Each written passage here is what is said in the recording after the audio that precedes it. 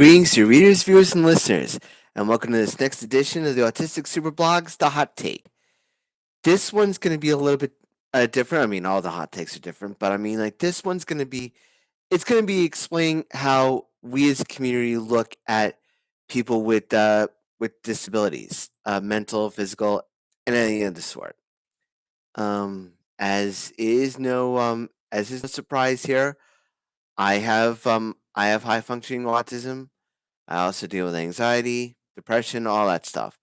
But I also feel like it's also important to not just see the stigma when it comes to people with disabilities, because we've all seen it in movies, we've all seen it in TV studios, where people like to pigeonhole us in this kind of prepackaged, cookie cutter kind of look that makes us feel like we're less than, that we're innocent, that we're evil in some cases, that we don't know what we're doing in some cases.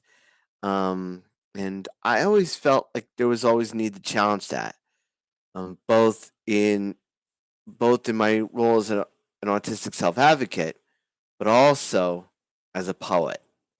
Um, I I was gonna do something with this video, to another thing I did.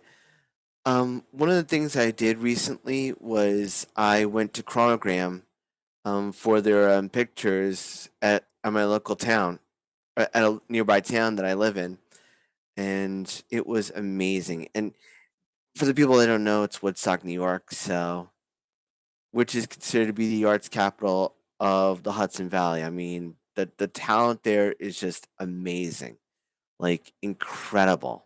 Like, I mean, you've got people like the poetic godfather of the Hudson Valley, Mikhail Horowitz. You have people like Will Nixon, people like Sparrow, people like Cheryl Wright, Teresa Costa, Robert Milby, Dan Wilcox, Phil Levine, and all those individuals that make the arts community, at least in a poet's world, feel a lot more accepting. And consider how I must have felt as a young as a young autistic poet trying to make your mark in the world, and knowing that you have these people that are a lot better than you and have been doing it a lot longer, and realizing that that's the kind of standard that you have to set for yourself. Even though, as I've mentioned in recent blog posts, I've been dealing with autistic burnout. One of the reasons why I've been dealing with autistic burnout is that, I mean, I like to talk about this a lot because it's happened to me recently, and it's something that's like an elephant you never forget. Dealing with playing the game, playing the game with unfair rules.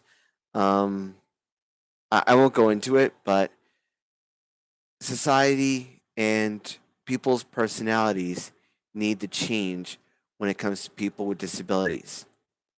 And I am so happy, so grateful that I live in a community that is very accepting of people on the spectrum like myself. But I also realize that there are people that are less lucky. I always feel like I always need to really.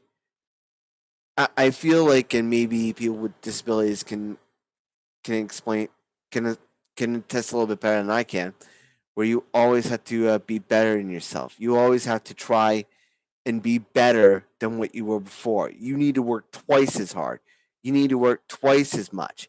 You need to do twice the work to get to get what other people are expecting. Sometimes it works, other times not so much. But I feel like a lot of understanding needs to be had when it comes to discounting people with disabilities, because I've seen it happen. I mean, people always look at you and they always talk down to you. They always look at you as less than. They always feel like, oh, we could talk to this person like a child. It's nothing. And sometimes it infuriates people. And it's just like thinking to yourself, it's 2023. Why are you doing this? What is going on in your minds? Um, and that's why you see so many people like the Autism Society of America, like GRASP, the Global and Regional Autism Syndrome Partnership, the ARC Mid Hudson, the ARC New York, the ARC, US, and others help others explain that they're not worthless, that their feelings matter, that their needs matter, that they matter. And of course, I would be remiss if I did not mention the Office of Persons with Developmental Disabilities, OPWDD for short. Um, they all do a great job, but that's not to say that they can't do better.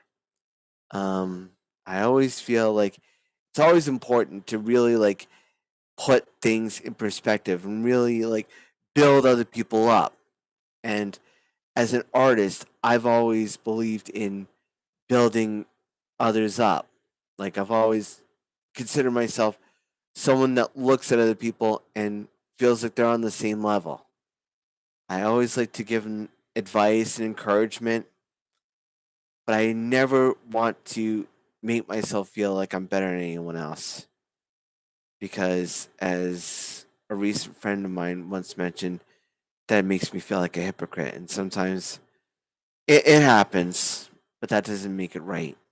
Um, I just wanted to say that people like myself, people with other people with disabilities deserve the right to be treated, respected, and given a fair chance to kind of show what they can do. Case in point, Eddie Tamanis, who is going to be next, who's going to be the next on something on Tell Us About Yourself, and I'm definitely looking forward to it. It's a podcast of game show contestants by a wonderful individual, Christian Carrion. I want to give him a shout out, and Buzzard Blog too, because game shows have this unique way of giving people a chance to play on an even playing field, and that was the case with Eddie Tamanis. And he's someone that I really admire as an autistic individual. Um, that a blind person can get on Jeopardy and not only become a 5-day champion, but also become respected in the game show community. And that's always something that's always inspired me too. And I don't mean that in the wrong way. I just mean that in the best possible light I could possibly give. Um, I feel like given the opportunity, given the opportunities, given the accommodations, given some of the changes that need to happen, I feel like I feel like we need a lot. We need to do a lot, but we should also not say that things aren't good enough. I mean, considering where we were in the past.